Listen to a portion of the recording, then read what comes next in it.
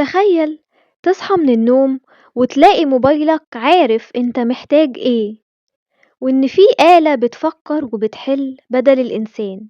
السؤال المهم بقى، هل الذكاء الاصطناعي جاي يساعدنا ولا جاي عشان ينافسنا ولا يسيطر على حياتنا بهدوء واحنا مش واخدين بالنا؟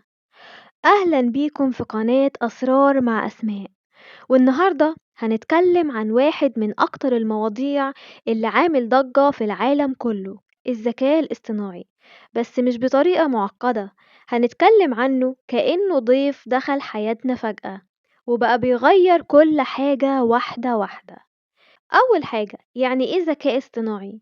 الذكاء الاصطناعي ببساطة هو برامج وأنظمة بتستخدم البيانات وتقدر تحللها وتاخد قرارات شبه قرارات البشر. يعني مش مجرد آلة بتنفذ أوامر، لأ، دي آلة بتتعلم من التجربة وبتتطور مع الوقت.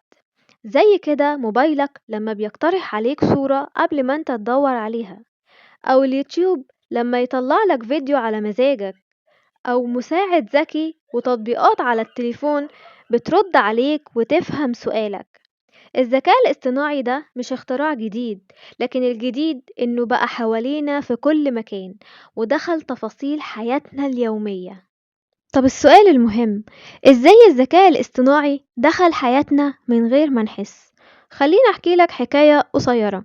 كان في شاب بيشتغل شغلانة عادية جدا، كل يوم بيعمل نفس المهام ونفس الروتين، لحد لما في يوم اكتشف ان في برنامج ذكاء اصطناعي بيعمل نفس شغله في وقت اقل وبمجهود اقل. اللي حصل ده مش خيال، ده واقع بيحصل دلوقتي.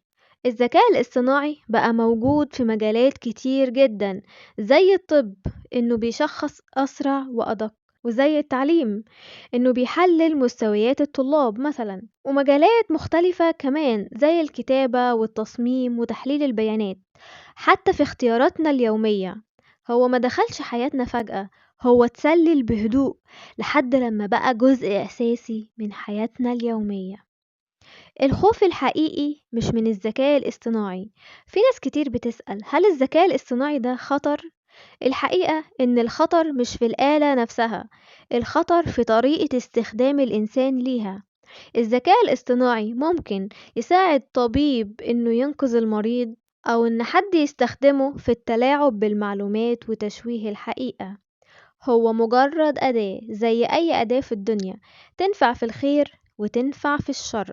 السؤال الحقيقي هنا، هل إحنا واعيين ولا بنجري ورا السهولة من غير ما نفكر؟ هل الذكاء الاصطناعي هيأثر على عقل الإنسان؟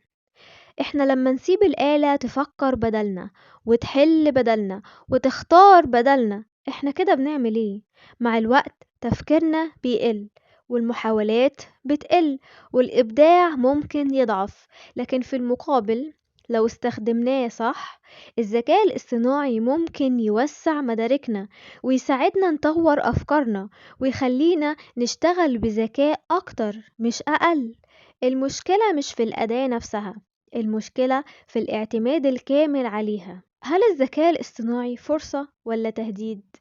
الذكاء الاصطناعي هو فرصة كبيرة فعلا، وبس تهديد في نفس الوقت.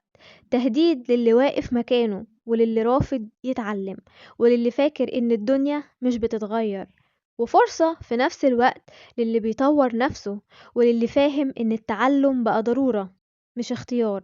السر الحقيقي إن الذكاء الاصطناعي مش هيستبدل البشر، لكن هيستبدل الشخص اللي مش مستعد يطور من نفسه. في النهاية، الذكاء الاصطناعي ده مش نهاية للإنسان ولا بداية لسيطرة الآلة، هو مرحلة جديدة واختبار حقيقي. يا إما نستخدمه ونبقى أقوى، يا إما نخاف منه ونضعف. افتكر دايما إن العقل البشري هو أعظم نعمة ربنا ادهلنا، وإن أي آلة مهما كانت ذكية اتخلقت عشان تساعد الإنسان مش عشان تحل مكانه. لو عايزين تكملة للسلسلة دي اعملولي لايك واشتركوا في القناة واكتبولي في التعليقات انتوا شايفين ان الذكاء الاصطناعي فرصة ولا تهديد.